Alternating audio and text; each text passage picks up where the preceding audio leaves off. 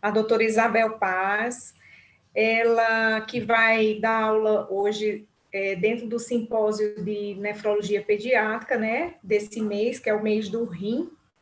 Então, a terceira aula vai ser sobre as urgências no paciente nefrótico. A doutora Isabel, ela é formada em medicina pela Escola Superior de Ciências da Saúde, aqui em Brasília. Fez a residência de pediatria na Universidade Estadual de Campinas, né, na Unicamp. Residência de nefrologia pediátrica na Unifesp, na Universidade Federal de São Paulo. E ela é mestre em nefrologia pediátrica pelo Departamento de Pediatria da Unifesp. A defesa da tese dela foi em janeiro de 2020. Ela tem muito que nos apresentar sobre as complexidades, né, as complicações, as urgências dos nossos pacientes nefróticos que tanto assustam, né, quando tem algum tipo de intercorrência. Então, ela vai discorrer hoje sobre várias questões relacionadas ao acompanhamento e a condução nas urgências dos pacientes nefróticos. Isabel, quando quiser, você pode começar.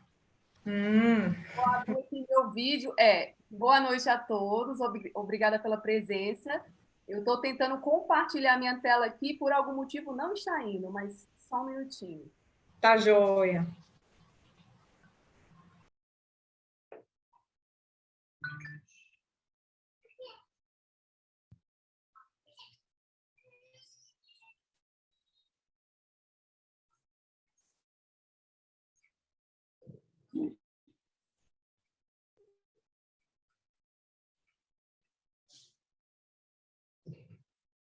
Foi? Vocês estão conseguindo ver?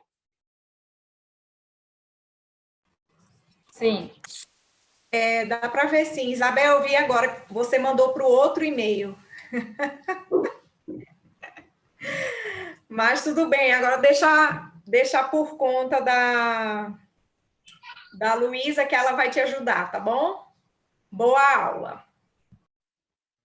É o seu áudio, você precisa ativar o áudio. Pronto. Estão escutando bem agora? Agora sim. Então, falhas tecnológicas à parte, boa noite a todos. Obrigada pela presença. Então, o tema da minha aula é urgências no paciente nefrótico. Eu fiz uma aula prática e voltada para o atendimento do paciente nefrótico no pronto-socorro.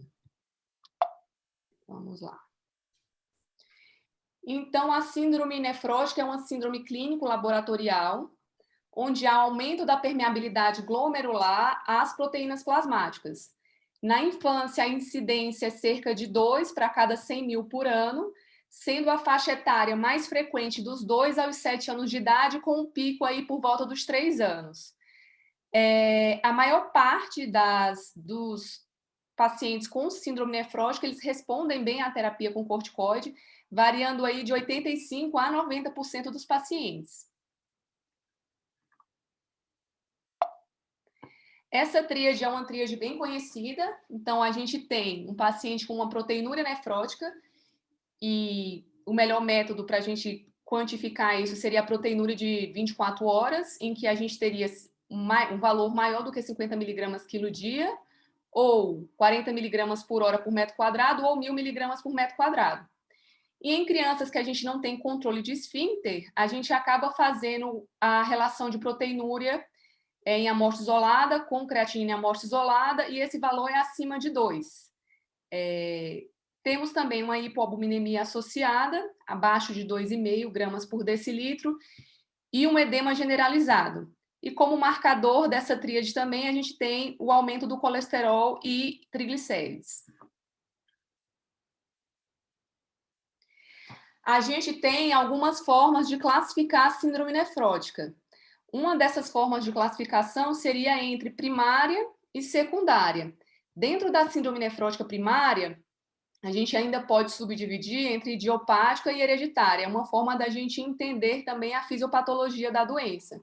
Então, em relação à síndrome nefrótica primária idiopática, trata-se de uma doença sistêmica em que a desregulação de linfócitos T e B seria uma teoria de um fator circulante que iria atacar o podócito é o alvo desse fator circulante. A gente, nas biópsias, se depara geralmente com lesão mínima e GESF. A imunossupressão geralmente funciona nesses tipos de síndrome nefrótica, só que a gente tem uma recorrência grande, alta no transplante, de cerca de 33%. A hereditária, a anomalia ela é própria do podócito e da membrana basal, então a origem da doença está no podócito. A gente tem mutações de genes, vários genes são conhecidos já, que causam, através da sua mutação, defeito na barreira de filtração glomerular do podócito, lá nas fendas diafragmáticas, e os mais conhecidos da gente, que a gente escuta falar com mais frequência, é o NPHS1 e o NPHS2. Não tem um fator circulante, a imunossupressão raramente funciona, mas, por outro lado, não recorre no transplante renal. A outra seria secundária, né? Uma síndrome nefrótica secundária. Então, nesse caso, a gente tem que lembrar das doenças sistêmicas metabólicas, infecciosas, infecções virais, bacterianas, esquistossomose, neoplásica e nefrotoxicidade, drogas nefrotóxicas. Então, por isso que é importante a gente lembrar que em pacientes em que a gente tem uma primodescompensação, a gente tem que coletar sempre, solicitar sorologias virais, complemento e FAM.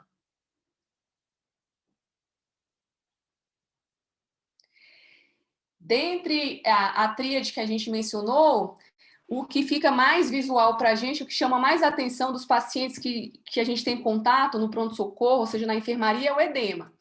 Então, o edema tem dois principais mecanismos.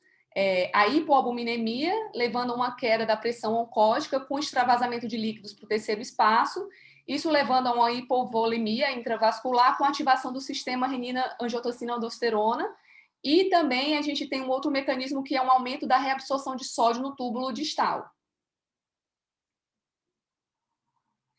Em relação ao edema, como é que nós devemos agir? Então, esse paciente tem que ter uma dieta hipossódica e normoproteica, nós não restringimos proteína para esses pacientes.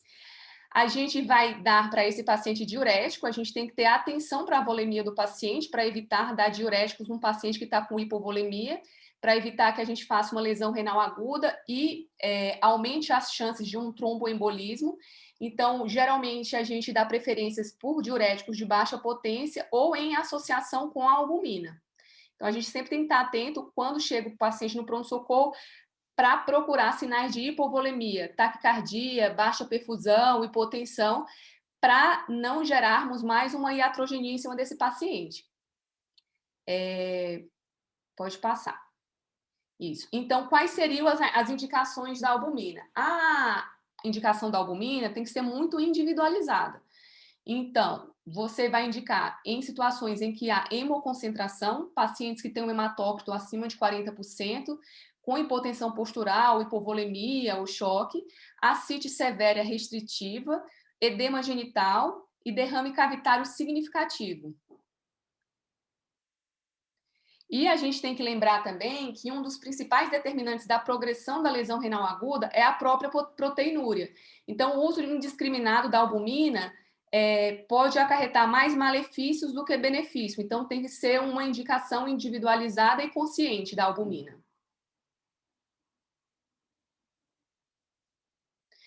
Então, a dose de albumina preconizada é 0,5 a 1 grama por quilo. A gente aplica a albumina sem diluição, lenta, e tem que ter controles de sinais vitais desse paciente que está recebendo a albumina, principalmente pressão e frequência cardíaca. Associada à albumina, na maioria das vezes, a gente faz furosemida, 1 a 2 miligramas por quilo, lembrando da importância da gente diagnosticar esses pacientes hipovolêmicos, que em algumas situações a gente não vai precisar de associação com o diurético.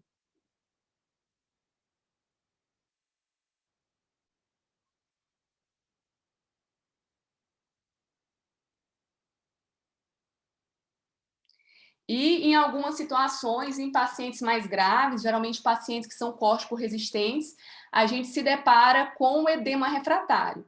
E aí são pacientes que não respondem à terapia, nem com albumina, e pouca resposta ou nenhuma resposta com o diurético, no caso a furosemida, e nessas situações que são situações mais raras, extremas, a gente acaba, em algumas situações, indicando a terapia substitutiva, diálise peritoneal ou hemodiálise.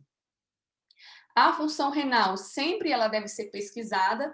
A gente tem que lembrar que esses pacientes costumam cursar com hipovolemia, como eu já falei antes. Então, a hipovolemia gera uma diminuição da taxa de filtração glomerular, piora da função renal, que proporcionalmente a gente vê até a ureia mais alta do que a creatinina. E isso pode significar para a gente uma lesão renal aguda pré-renal, ou a gente pode já ter indícios de uma doença, de uma síndrome nefrótica com sinais de gravidade, já pensando aí em uma GESF, ou até mesmo em necrose tubular aguda. A gente, normalmente, o nosso antihipertensivo de escolha é o IECA, até pelo fator antiproteinúrico que ele nos proporciona, e a gente tem que lembrar também que nesses pacientes com função renal alterada, a gente tem que usar IECA com parcimônia. E lembrar também da questão do potássio. Então, a gente tem que ficar de olho no potássio e na função renal quando a gente prescrever o IECA. Dos eletrólitos em que a gente tem que ter mais atenção são, no caso da síndrome nefrótica, o sódio e o cálcio. Então, a hiponatremia ela é comum na síndrome nefrótica, ela pode ser dilucional, no caso desses pacientes, que algumas vezes chegam em anasarca para a gente no pronto-socorro. A gente também, na síndrome nefrótica, pode ter ativação do hormônio antidiurético. E, em algumas situações também, essa hiponatremia ela pode ser uma pseudo-hiponatremia, pelo erro na leitura do sódio quando nós estamos diante de um quadro de hiperlipidemia associado. A hipocalcemia, a gente tem que estar muito atento também, a gente não pode focar em olhar só o cálcio total do paciente, tem que ter uma atenção para o cálcio iônico. A gente tem que lembrar que quando a albumina sérica está baixa, esse cálcio ele tem que ser corrigido para a albumina, a gente não pode olhar ele em separado. E o cálcio iônico também pode cair em cenários mais prolongados e extremos, porque a gente tem uma perda urinária de proteína ligadora da vitamina D.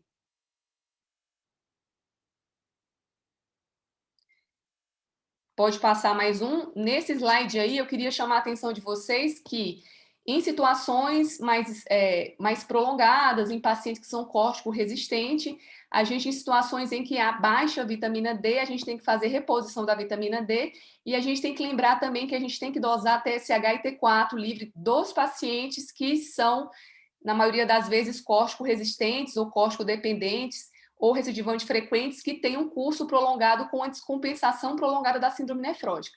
A gente perde na urina a proteína carreadora do hormônio da tireoide, e com isso, a gente, em situações em que a gente demora para ter um controle dessa síndrome nefrótica, geralmente são pacientes mais graves, como eu falei, a gente também precisa repor o hormônio da tireoide.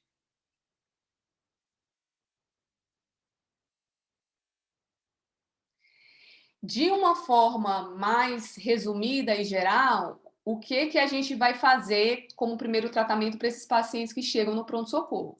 A gente tem que lembrar que, já que a maioria dos pacientes, 85% a 90%, respondem à corticoterapia, a gente tem que começar com a prednisona. Então, a dose é 60 miligramas por metro quadrado, com uma dose máxima de 60 miligramas. A gente sempre tem que associar o albendazol para a gente evitar estrondiloidise disseminada. A espironolactona para doses altas de corticoide, a gente diminui o efeito mineralocorticoide do corticoide, então a associação junto com corticoides em dose alta, ela tem um bom efeito, a gente normalmente faz de 1 a 2 miligramas quilo dia, e a gente tem que pensar que se não houver uma resposta terapêutica, pode ser que esse paciente necessite de uma imunossupressão, ou às vezes chegue para a gente no pronto-socorro já em uso de imunossupressor.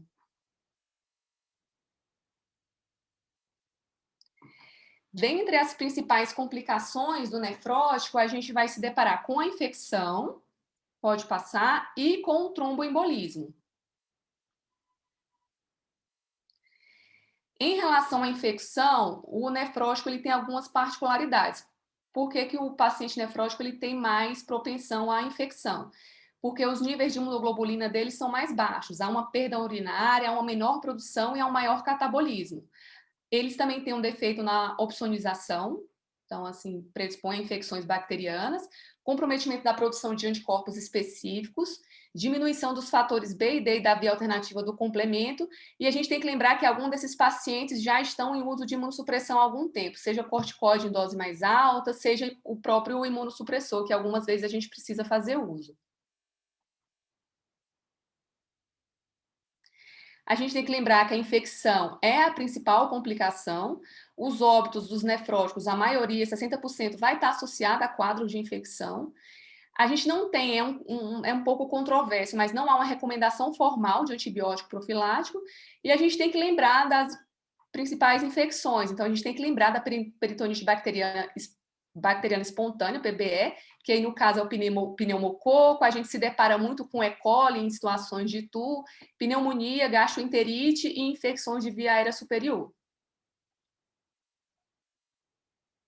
Então, se chega um paciente com síndrome nefrótica, sabidamente, ou que você esteja desconfiando que é uma descompensação de síndrome nefrótica, e ele chega com febre no pronto-socorro, o que a gente deve fazer?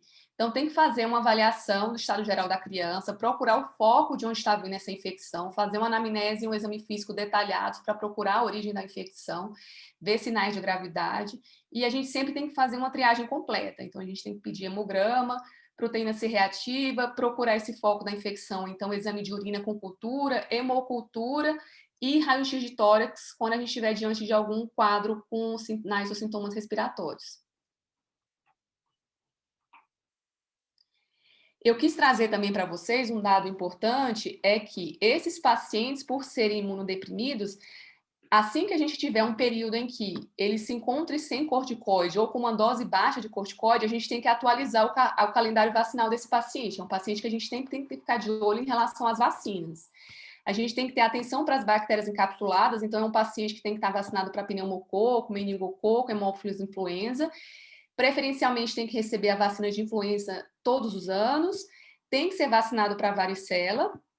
E os pacientes, as crianças que não forem imunes, estiverem em recidiva, imunodeprimidos e forem expostos à varicela, eles têm que receber imunoglobulina dentro de 72 horas, ou se não houver a possibilidade da imunoglobulina, são pacientes que precisam fazer tratamento com aciclovir por 7 dias. A outra complicação que é comum nos nefróticos é o tromboembolismo. Então, o nefrótico, quando ele está descompensado, ele está num estado constante, assim, de maior coagulabilidade, ele costuma cursar com uma plaquetose, hemoconcentração, e são pacientes que, quando ficam internados, costumam ter uma imobilização, e todos esses fatores juntos contribuem para uma maior probabilidade de trombose.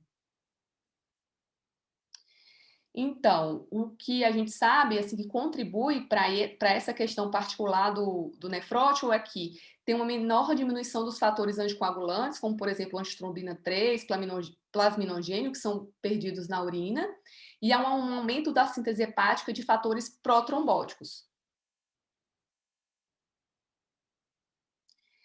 Dentre os principais eventos tromboembólicos, a gente tem a trombose venosa profunda de membros inferiores, então é algo que tem que chamar você com queixas dos pacientes nesse sentido, trombose de veias renais e embolia pulmonar.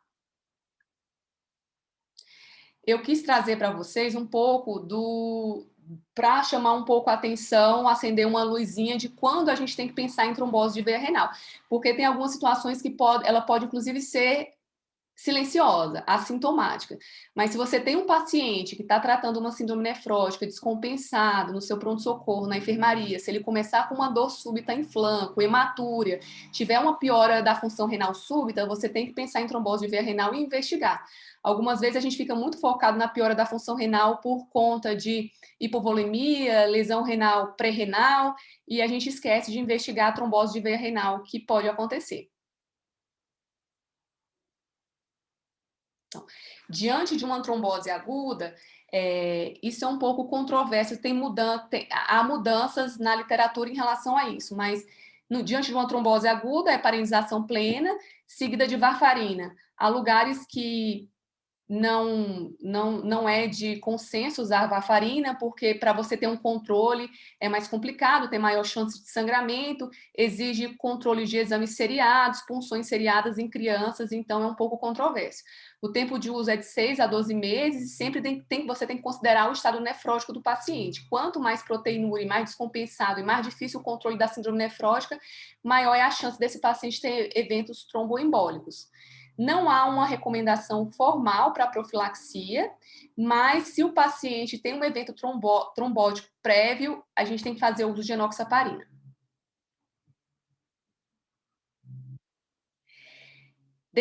Eu quis chamar a atenção para vocês também, dentro de alguns fatores de risco, tem alguns fatores de risco que a gente tem que ficar mais atento. Então, é aquele paciente que chega para você com uma síndrome nefrótica, e junto com a síndrome nefrótica você tem uma hematúria, já tem que aparecer uma luzinha, uma lâmpadazinha acesa, amarela, falando pode ter alguma coisa estranha, tem uma maior chance de uma evolução ruim. Pacientes com hipertensão de difícil controle, para pacientes que estão em extremo de idade, então são aqueles pacientes que estão abaixo de 2, 1 ano de idade, ou acima dos 7, 8 anos de idade, ou se é aquele seu paciente que você está tendo uma dificuldade no tratamento, uma falha terapêutica, não responde ao corticoide, ou demorou muito tempo para responder ao corticoide. Isso a gente tem que ficar atento. Pode passar. Pode passar de novo. Isso eu queria chamar a atenção para vocês. São sinais de mau prognóstico. Hematúria, hipertensão, extremos de idade e não resposta inicial ao corticoide são sinais de mau prognóstico. E, geralmente, esses sinais de mau prognóstico conduzem a gente para uma indicação de biópsia renal. Então, quais são as indicações de biópsia renal? Quando a gente tem um paciente que tem uma resistência ao corticoide, a corticoresistente, uma hematúria persistente, uma hipertensão arterial mantida, sustentada, complemento baixo, insuficiência renal, pacientes que são córtico-dependentes ou recidivantes frequentes, eles podem se encaixar na indicação de biópsia renal também, e como eu já tinha falado antes, extremos de idade. Nesse caso, talvez vocês não conseguiriam mais conduzir esse paciente por já se tornar um paciente mais complicado, de difícil tratamento terapêutico, e a gente acaba tendo que recorrer ao nefrologista pediatra. E aí, era essa foto que eu queria trazer para vocês, que é a nossa equipe de nefrologistas do Hospital da Criança de Brasília. Muito obrigada. Estou aberta a questões e dúvidas.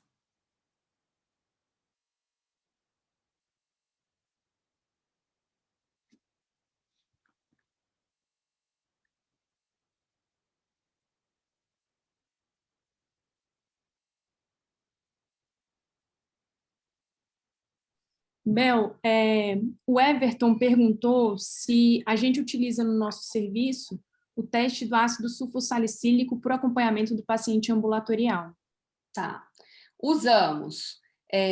Ele é um método mais para triagem, né? A gente, claro que para diagnóstico a gente não vai utilizar, mas um método para triagem e acompanhamento a gente usa sim. Todos os pacientes que são diagnosticados com síndrome nefrótica, a gente orienta a mãe como interpretar o teste do ácido e elas vão para casa treinadas para fazer em casa e entrar em contato caso o teste do ácido fique positivo.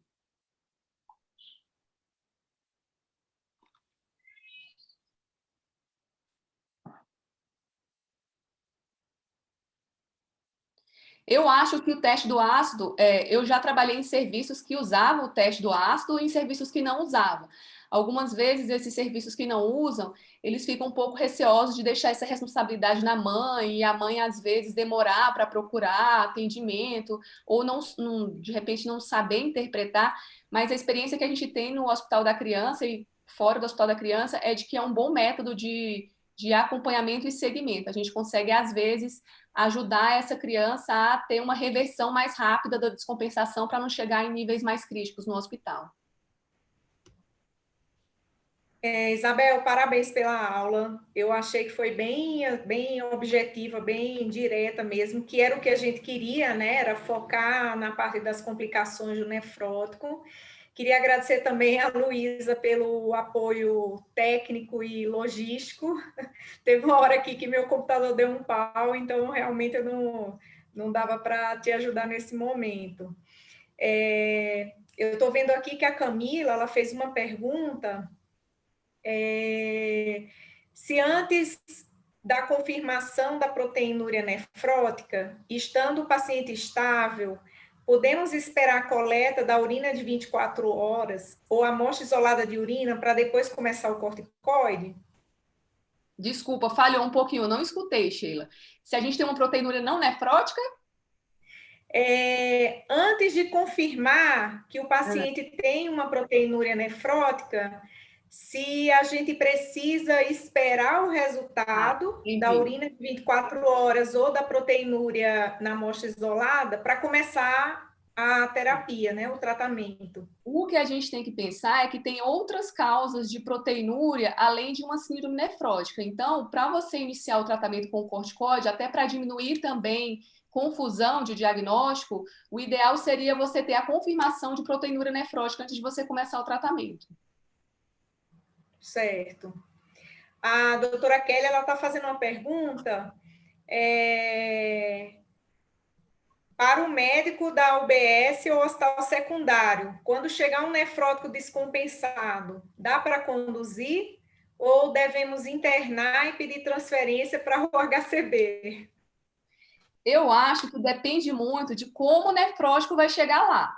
Eu acredito, assim, se a gente for pensar que a maioria dos nefróticos, 85% a 90% dos nefróticos, eles vão ser pacientes que vão responder ao corticoide, são córticos sensíveis, a gente tende a imaginar que esses pacientes podem sim ser conduzidos numa UBS ou num hospital que seja, né, primário, secundário, desde que o profissional se sinta seguro, né?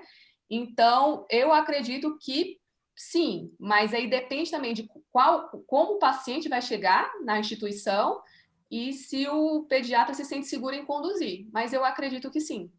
Essas medidas iniciais, pelo menos, em que você identificar complicações, como identificar eventos trombóticos, identificar infecções para já iniciar prontamente o tratamento e identificar a síndrome nefrótica para início do corticoide, na sequência disso tudo, eu acho que seria possível. Mas eu acho que depende, tem que individualizar muito cada caso. Certo. A Camila deu um retorno de por que ela estava fazendo aquele questionamento, porque ela disse que recentemente ela teve 2 pacientes que não tiveram a confirmação diagnóstica, começaram a prednisona no PS e quando colheu a proteinúria já estava negativa. Uhum. E também falou de lembrar da possibilidade de pancreatite aguda nos pacientes com dor abdominal. Uhum. Assim, eu vou ver o que você vai dizer, mas no caso que o paciente começou a prednisona no PS, eu acho que pelo menos uma coleta antes de começar o corticoide, eu acho que valeria a pena, né? A não ser que o paciente já chegue com diagnóstico.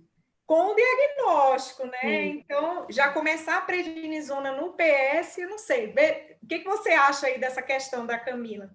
Não eu acho assim, há pacientes que chegam para a gente que leram o livro, né? Há pacientes que chegam para a gente que leram o livro. Então, assim, um paciente que fecha a tríade, você falou, é uma síndrome nefrótica, a gente só tem que lembrar que tem que começar o albendazol, né? A gente não pode esquecer de começar o albendazol também. Mas eu acho que há possibilidade. Também vai depender. O paciente tem um edema leve, o paciente está em anasarca, ele vai precisar internar, não vai precisar internar? Uhum. A Luísa está falando aqui que pelo EAS, né, que você já pode fazer no PS com 3 cruzes ou mais, você já é altamente sugestivo, né, de proteinúria nefrótica. Tem uma questão aqui atrás, da Cíntia, ela pergunta se no paciente que já está em uso de corticoide em altas doses, se ele chega descompensado na emergência com hipertensão, qual o antihipertensivo de escolha? Uhum. O antihipertensivo de escolha na síndrome nefrótica, ele vai ser o IECA. A gente vai pensar no IECA até como a função antiproteinúrica que ele tem. Mas a gente vai ter que olhar esse paciente, ver como é que está a função renal desse paciente para saber se a gente tem como entrar com o IECA ou não. E aí, a depender do paciente, se não for possível iniciar IECA, a gente tem outras possibilidades de antipertensivos, como, por exemplo, a amlodipina, bloqueador de canal de cálcio, atenolol, hidralazina. Certo. Foi perguntado aqui também como que fecha o diagnóstico de trombose de veias renais. Ultrassom Doppler. É o exame, inicialmente a gente faz ultrassom Doppler, que é um exame que não tem radiação, é um exame que na maioria das vezes a gente já consegue o diagnóstico com ele, para não estender a investigação. Na maioria das vezes a gente consegue com ultrassom Doppler. Kaline está falando aqui que a amostra isolada, né, de urina para confirmação da proteinúria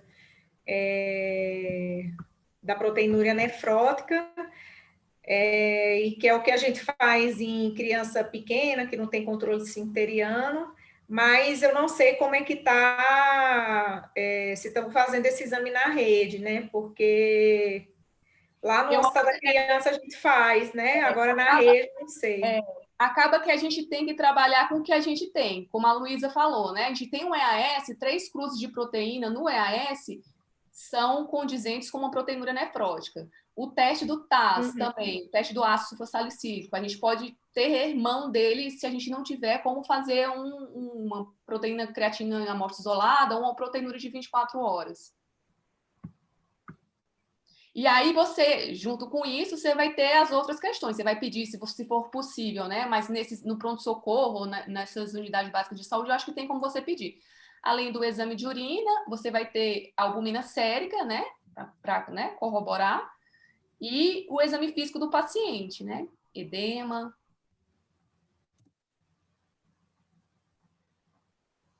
Aí a Camila está dizendo que dá para fazer a amostra isolada, a Kaline falou também. A gente tem que lembrar algumas vezes que tem alguns serviços que pedem a proteinúria em amostra isolada e esquecem de pedir a creatinina. Aí a gente não consegue fazer a relação. Né? Então a gente tem que lembrar de pedir os dois, né? O que mais?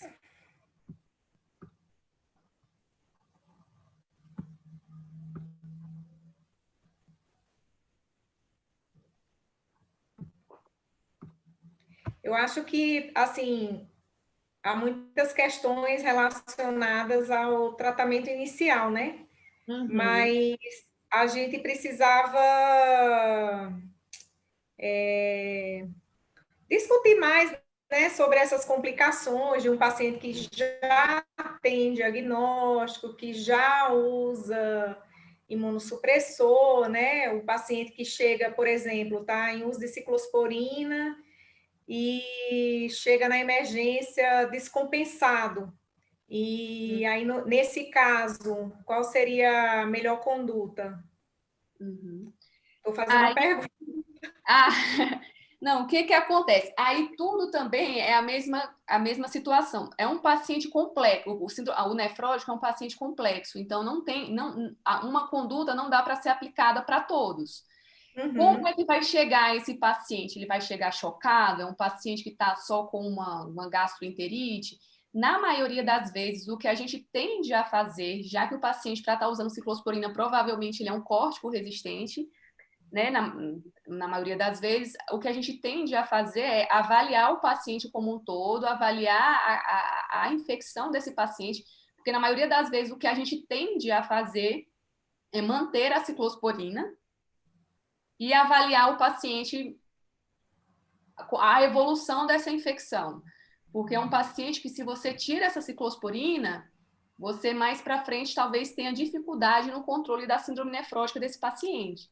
Então, na maioria das vezes, o que a gente tende a fazer é avaliar a infecção desse paciente e ver se tem condições de a gente poder manter esse imunossupressor. Porque para ele vai fazer uma diferença se a gente tirar esse imunossupressor em relação à descompensação da síndrome nefrótica. Mas aí cada caso é um caso, depende também da forma da infecção, da gravidade da infecção. Porque geralmente esses pacientes que estão usando ciclosporina são pacientes que já já tiveram um longo percurso, né? São pacientes que já não responderam ao corticoide, são pacientes que provavelmente já se submeteram a uma biópsia renal, são pacientes que geralmente usam o imunossupressor, a ciclosporina, associado geralmente a uma dose pequena, que às vezes está em desmame, uma dose pequena fixa de corticoide, né?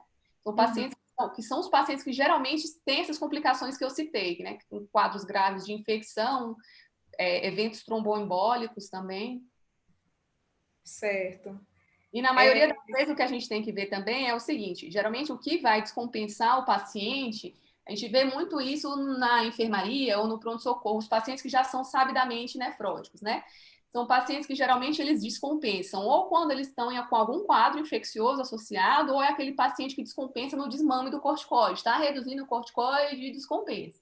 Então, quando ele chega no pronto-socorro, na enfermaria, onde for, o que geralmente nós fazemos, assim, o que é preconizado é aumentar a dose do corticoide desse paciente, tratar a infecção, essa infecção sendo tratada, a tendência é você ter uma compensação desse paciente e um retorno para uma dose mais baixa do corticoide. Em relação aos imunossupressores, a gente tem imunossupressores que a gente consegue em nível sérico, então você vai se basear no nível sérico da ciclosporina, do tacrolimus, para ver a dose, se a dose está adequada ou não. Tem uma dose padrão, né, que a gente segue, por exemplo, ciclosporina 5 mg quilo dia, e aí, através disso, a gente vai, com o nível sérico, avaliar se aquela quantidade de medicação está adequada ou não. Uhum. E até conferir, né, também, assim, pegando o gancho aí que você está falando de conferir dose, é conferir se o paciente está realmente tomando as medicações, né? A Luísa está falando aqui de usar albumina com furosemida e albumina sozinha. Aqui ela mandou uma mensagem. Certo. O que a gente tem que... Eu aumentei aqui, não sei tirar. O que a gente tem que ver é como esse paciente vai chegar... Está reverberando minha voz? Eu estou escutando um eco? Não. O que a gente tem que avaliar...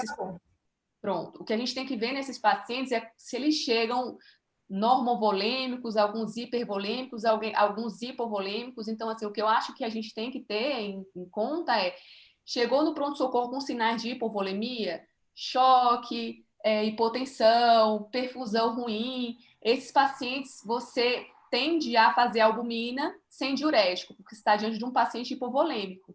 Então, você tem que resguardar a volemia desse paciente. Então, na maioria das vezes, a gente faz a albumina sem o diurético, né? Algumas vezes também, o que a gente vê nas enfermarias são aqueles pacientes que recebem albumina e furo, são pacientes difíceis de compensar, que você usa albumina e furosemida, assim, tem um paciente agora lá no Hospital da Criança que a gente precisou usar quase 5, 6 dias de albumina com furosemida junto, e o paciente com uma resposta débil. Então, a gente tem que lembrar também que, às vezes, a gente faz um uso crônico aí de diurético, de furosemida, e às vezes satura o túbulo e a gente precisa de um outro estímulo. Então, a gente fez hidroclorotiazida para esse paciente, ele teve uma boa resposta. Uhum.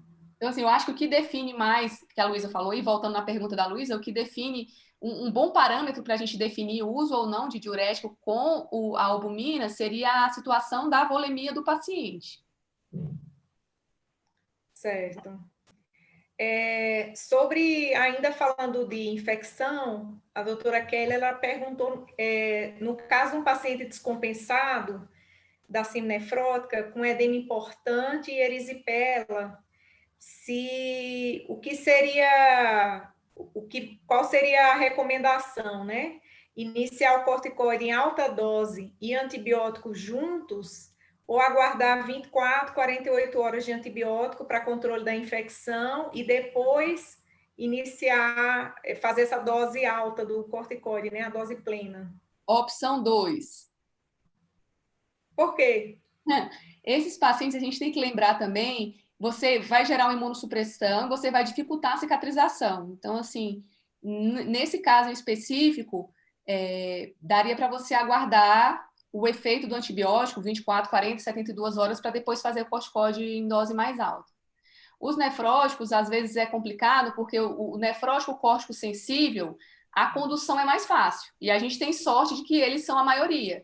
Mas quando a gente pega esses nefróticos que são córtico-resistentes ou córtico-dependentes, a gente acaba que foge um pouco da receita, foge um pouco do padrão. E aí acaba que a gente tem que decidir mais que de forma individualizada no tratamento de cada um. E às vezes há situações em que você opta por uma conduta achando que a infecção não é tão importante assim, não aumenta a dose do corticoide ou mantém a ciclosporina e não tem uma evolução favorável e você muda a sua conduta ao longo da evolução.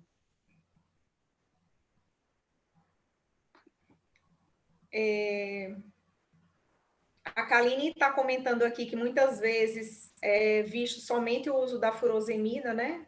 Ao invés de ser só albumina, só furosemida. E a Camila, ela está perguntando aqui, em paciente com edema muito importante, costuma usar por algum tempo corticoide parenteral, que é o equivalente aos 60 miligramas por metro quadrado da prednisona? Pacientes em que eles têm, em pacientes com edema muito importante, costumam usar algum tipo de corticoide, você tem que garantir corticoterapia para esse paciente. Então, assim, se o paciente não tem condições de tomar, a gente está falando diante de um paciente com síndrome nefrótica córtico-sensível, pelo que eu estou entendendo, ou uma primo descompensação. Não tem necessidade de só porque o paciente tem mais edema, você optar por fazer pulsoterapia nesse paciente. Você tem, ou dose equivalente. Eu deixaria esses casos para pacientes que não conseguem ingerir medicação via oral ou que estão nauseando com vômitos, você acha que não vai ter uma absorção adequada, se for um quadro de anasarca muito importante, realmente, que você acha que não vai ter uma absorção intestinal, ou paciente com diarreia, vômito. Algumas vezes já teve situações em que a gente optou por fazer medicação enteral, por exemplo, até pulsoterapia em pacientes que a gente não confia se aquela família é orientada o suficiente, ou se aquela família administrou o corticoide em casa. Aí eu acho que nessas situações a gente poderia pensar. Pelo que eu estou entendendo aí, eu acho que a dúvida é mais em relação à absorção do corticoide via oral pela nasarca. Talvez seja isso mesmo, Bel. Aí eu acho que nessas situações eu acho que vale a pena pensar. Não, assim, não acho que seja a minha primeira escolha. O paciente chegou em anasarca, eu já vou pensar em colocar o corticoide venoso. Não acho. Eu acho que seria uma situação em falha terapêutica inicial ou realmente paciente muito anasarcado, aí ele vai ter os comemorativos, ele vai estar vomitando, ele vai estar nauseando, ele não vai estar conseguindo tomar a medicação via oral.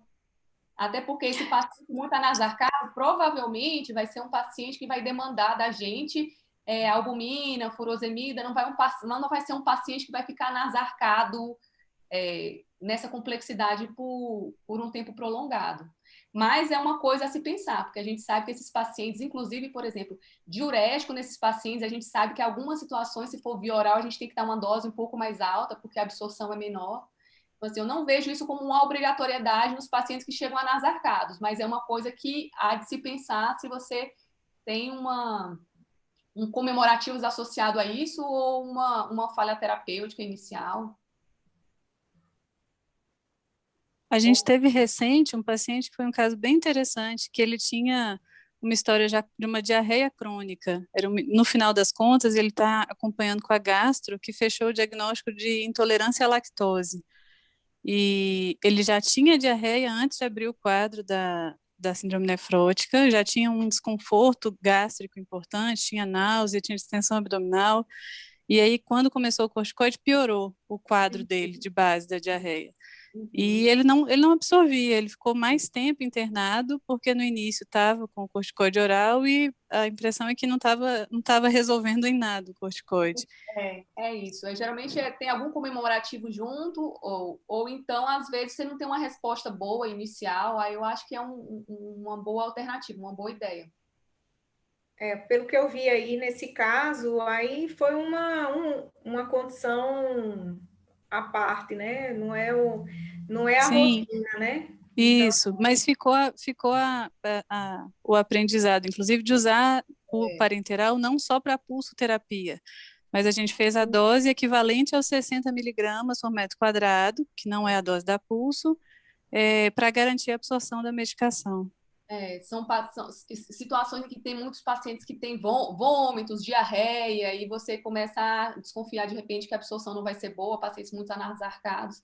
Mas assim, não seria uma obrigatoriedade porque o paciente está em anasarca. Mas aí, se você começa a juntar anasarca, vômito, diarreia, realmente é uma boa saída.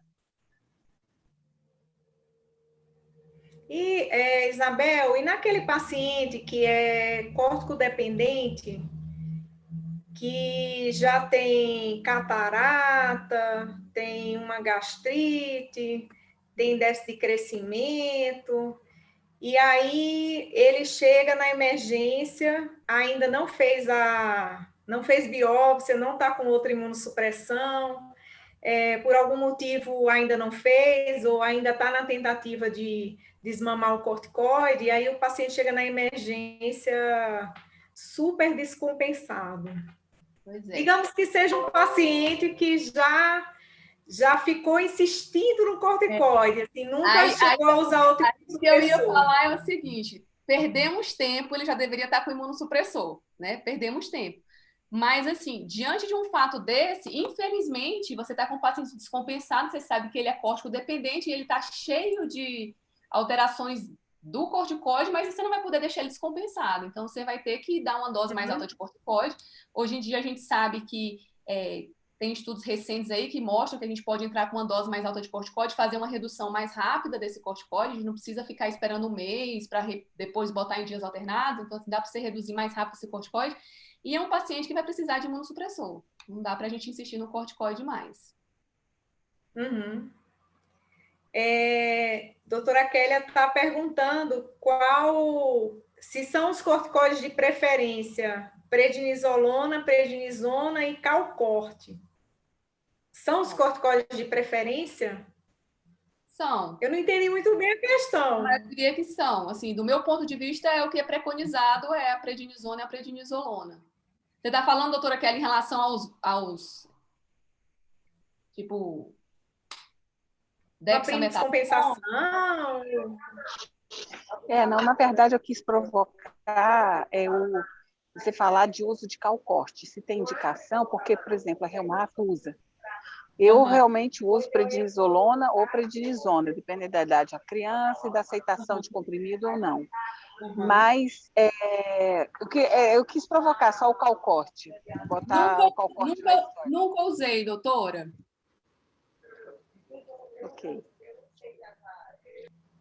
Eu já vi outros profissionais usando o calcorte como uma opção quando o paciente é dependente de altas doses da prednisolona e prednisona e já começa a demonstrar alguns efeitos adversos associados. E aí, os 2 casos que eu vi foram casos onde deu certo. Entrando com o calcorte, depois conseguiram reduzir para uma dose equivalente baixa de corticoide em relação ao que usava antes. Mas eu também nunca vi nenhum protocolo, né, Bel? Dizendo quando que seria indicado ou não. Eu acho que tem mais estudos de caso, assim, na literatura. Ou então, talvez, experiência do serviço, né? Eu nunca usei, nunca vi citação sobre. Eu já vi relato do uso do calcorte, que é o deflazacorte, né? Em paciente que fez quadro de... Como é que a gente fala? Quadro neurológico, né? Por conta do uso do corticoide em dose alta, né? Paciente que teve surto psicótico. E aí eu já vi relato, mas eu também nunca vi usando, não. Não conheço pessoalmente.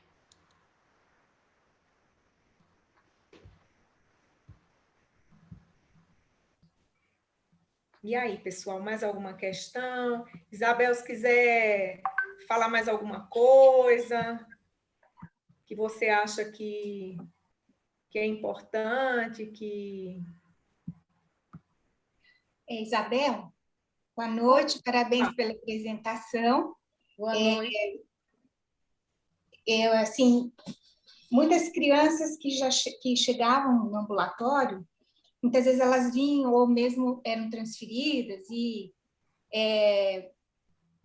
chegavam na nossa enfermaria vinham com uma prescrição de uma restrição hídrica, restrição proteica, e usando um diurético numa alta dose, em geral, furosemida mesmo.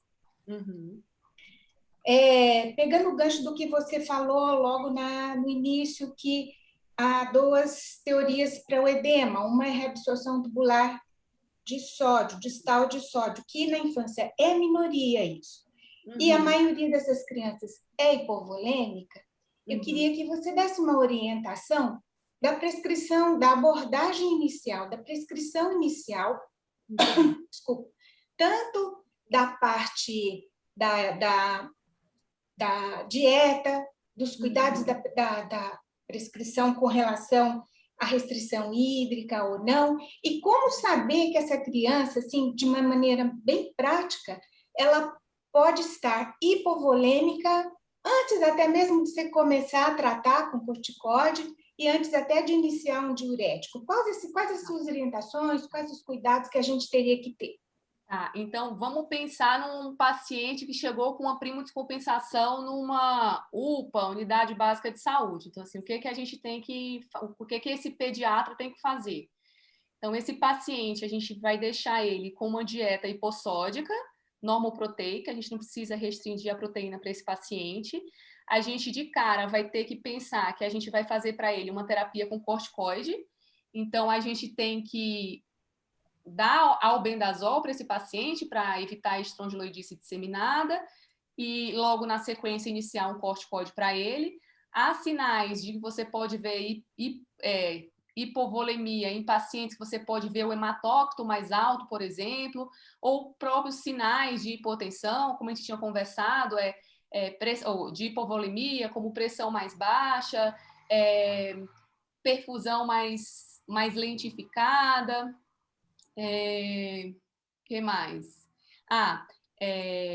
Albumina abaixo de 2,5, de 2. Então, a gente vai ver que esses pacientes, eles tendem a pensar que esses pacientes são pacientes mais hipovolêmicos. E o que mais que você tinha perguntado, doutora?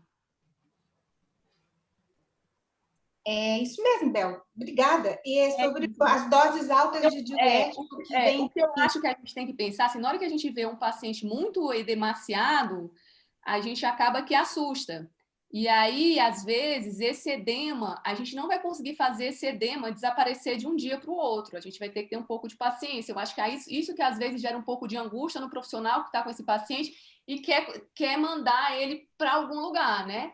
Então, assim, esse paciente ele vai ter que estar também com um controle de diurese, né? O controle de diurese é importante para a gente, um controle de pressão no serviço que ele tiver, controle de peso diário em jejum de preferência, para a gente também ter um controle. Alguns serviços medem circunferência abdominal também. E isso que eu já falei, né? O corticoide, prednisona ou prednisolona, 60 miligramas por metro quadrado, com uma dose máxima de 60 miligramas.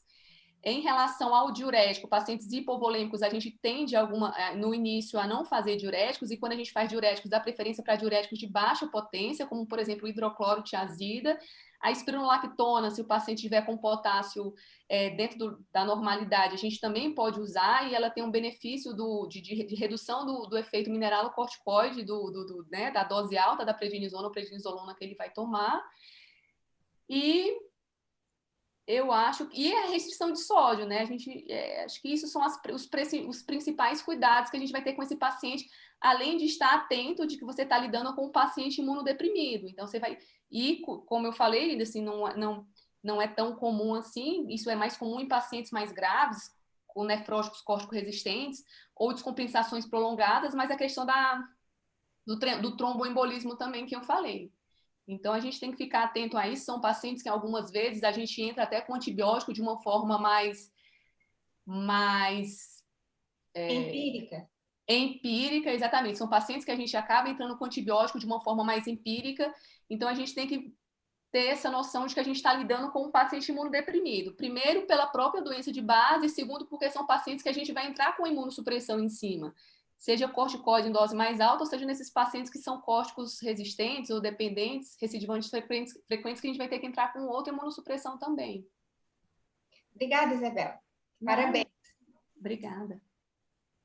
Isabel, paciente nefrótico recebeu alta, né? Está fazendo tratamento com corticoide, ainda dose plena, mas ele ficou compensado, foi para casa, foi liberado com a receita lá das medicações e com a consulta agendada para, digamos, daqui a 15 dias. E aí, com 3 dias de alta, ele volta reclamando de cãibra. E aí? E vamos ter que coletar exames desse nosso paciente, né? Ele começou com corticoide em dose alta, né? Era uma prima descompensação, então ele deu uma melhorada, né? Então ele não precisou ficar 4 semanas internado, né? Então ele deu uma melhorada e foi para casa, mas aí ele não saiu do seu serviço. A gente tem que pesquisar. Você está recebendo de outro lugar. Tem que pesquisar eletrólitos, tem que dar uma olhada em miosite, que às vezes pode acontecer também. E a questão também da trombose venosa profunda é outra coisa que a gente tem que ficar atento também nessa situação. Não sei se você queria chamar a atenção de mais alguma outra coisa especial. Eu lembrei daqueles casos do cálcio, paciente... Aqui, ó, do cálcio também. Do cálcio também. Mas aí você falou, né, que teria que colher eletrólitos, né? Porque o que acontece? Eu lembrei também... O que acontece? A gente tem que lembrar, eu até botei alguns slides, que a gente vai bater, também os profissionais que não têm costume de lidar com a síndrome nefrótica, a gente tem que lembrar que o cálcio total, que vai estar lá para a gente nos exames, ele vai ter que ser corrigido para albumina. Não sei se você tem até aquela formulinha, valor 4 menos o valor da 4 menos o valor da albumina atual, multiplicado por 0,8, você soma com o cálcio total. Então, tem que pensar no cálcio, então, assim, se você tiver como coletar um calciônico, seria melhor, senão você consegue fazer a correção do cálcio pela albumina. Geralmente, esses pacientes com primo descompensação, iniciais com uma síndrome nefrótica mais controlada, é mais difícil você ver esse cálcio tão baixo no início tão rápido. Mas pacientes que estão com síndrome nefrótica descompensada, mais complicado de tratar, mais arrastado, acaba que eles podem chegar com um cálcio mais baixo mesmo. Tanto é que acho que a maioria dos nossos pacientes nefróticos, a gente usa carbonato de cálcio. Que na prescrição lá da doutora Maria do Carmo, eu não cheguei a falar disso, realmente. E outra coisa que a gente tem que lembrar também, esses pacientes mais complicados, proteína carreadora da vitamina D, esses pacientes também podem ter a vitamina D muito baixa. Assim como o hormônio da tireoide. E uma coisa que a gente não falou também aqui, que é um pouco controvérsio, é a questão do uso das estatinas. Por conta da hiperlipidemia, né? Normalmente a gente não vê isso preconizado na pediatria, né? A gente não tem isso como um consenso, mas o que a gente vê na literatura é assim, eles acabam indicando para pacientes com LDL acima de 140, 160 estatinas, mesmo para as crianças. E a gente vê isso geralmente em pacientes, essa mesma história, pacientes que têm uma síndrome nefrótica de difícil controle, descompensados e arrastados. Aí você vai ter uma demora em controle da síndrome nefrótica, os pacientes às vezes podem ser obesos, e aí você acaba tendo a necessidade de iniciar a estatina para esses pacientes também, uma coisa que eu tinha esquecido de mencionar. A Camila está lembrando aqui do uso de furosemida, né? Que pode baixar muito o potássio e o paciente ter alguma sintomatologia, né, que leve ele na emergência. E aí eu estava lembrando do paciente que recebe alta usando furosemida, né? Sim. Assim, e aí não foi feita nenhuma orientação, ele vai precisar tomar essa furosemida, mas aí só vai voltar daqui a 15 dias, né? Isso, assim, é difícil a gente ver esses pacientes que se recebem alta com furosemida. Pelo menos lá no nosso serviço, a gente não costuma liberar isso. Às vezes, quando a gente libera aquele paciente que está mais bem controlado, a gente libera com hidroclorotiazida, libera com orientação. Mas a gente já viu, sabe? não do nosso, né? Mas já acontece de... Já bota aquela orientação embaixo, né? Em caso de vômito, diarreia, suspender a medicação, procurar seu médico, porque senão a gente acaba fazendo uma pré-renal no paciente ou por desidratação mesmo, mas às vezes eu acho, às vezes, complicado liberar uma família com furosemida para casa, a não ser que seja uma família muito bem orientada e um paciente que você tenha 100% de certeza que já está ficando mais bem controlado para você ter um pouco mais de certeza da volemia dele. Mas eu acho mais seguro liberar esses pacientes com diurético de baixa potência. Uhum. A Camila está dizendo aqui que vê muito. É porque a gente já viu muito, sabe? Uhum. Paciente, na época em que a gente respondia parecer lá no hospital de base, então chegava paciente que já tinha recebido alta, mas aí o parecer Demorou. respondido demorou, e aí quando chegou, estava lá com a receitinha de furosemida e o paciente seco, né? Isso então, aí é muito perigoso. É um alerta, né, que a gente tem que lembrar. Ainda mais que a mãe gosta de ver o menino secando. A mãe vê o menino nasarcado, ela gosta de ver ele. Às vezes você, mãe, ele tá desidratado. Não, ele tá ótimo. A gente queria que ele ficasse seco. A mãe gosta do menino seco e gosta do menino comendo bastante, né? Por conta do corticóide. Esse remédio abriu o apetite do meu filho. Que bom, ele está comendo muito. É comum isso acontecer, né? Ó, a Camila, já vi mãe fazendo restrição hídrica para não inchar. E a função renal piorando, Então, assim, orientação, né? Eu acho que é uma coisa que a gente tem que visar, né? Essas mães têm que ser muito bem orientadas, até porque são pacientes crônicos, vão acompanhar para o resto da vida, mesmo sendo uma síndrome nefrótica córtico sensível, e parte desse tratamento vai ser a responsabilidade da família. A dieta é a responsabilidade da família, a ingestão de líquido, medicação. Então, tem que ser muito bem orientadas. Teste do ácido, reconhecimento do edema inicial, reconhecimento, às vezes, da urina, espuma na urina, às vezes, teste do ácido.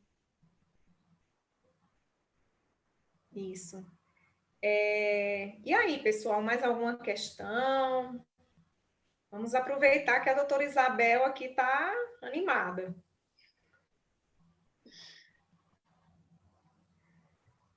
Eu acho que a síndrome nefrótica, eu acho que desde que eu comecei a estar dentro da nefrologia até agora, é um assunto que já teve muita reviravolta, assim, não tantas, mas a gente tem novidades dentro da síndrome nefrótica, né? São pacientes que a gente, eu acho que não é tão, não sei se os pediatras do posto de saúde, o BS, UPA, costumam pegar com tanta frequência assim. Mas a gente que é hospital referência, a gente tem muito glomerulopatas lá no Hospital da Criança, né? A gente vê bastante. E acaba que chega para a gente mais os que são mais complicados mesmo. Então, eu acho que e na teoria é 10%, 15%, né? Então, eu acho que é importante os pediatras serem treinados para tratar realmente esses pacientes, para não sobrecarregar o serviço desses pacientes, quando chega para a gente esses pacientes mais complicados, que é para quem tem que chegar mesmo, né? Uhum. Exatamente.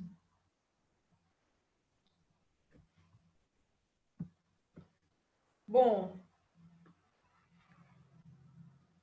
eu acho que a gente poderia encerrar, se não tiver mais nenhuma questão, dar um descanso aí para a Isabel e todo mundo que trabalhou bastante hoje, né? Gente,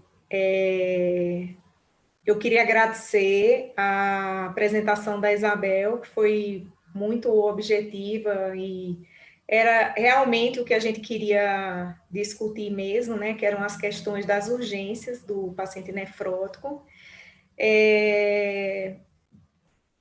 A gente está na terceira aula, né? Hoje, na terceira apresentação do simpósio de nefrologia pediátrica.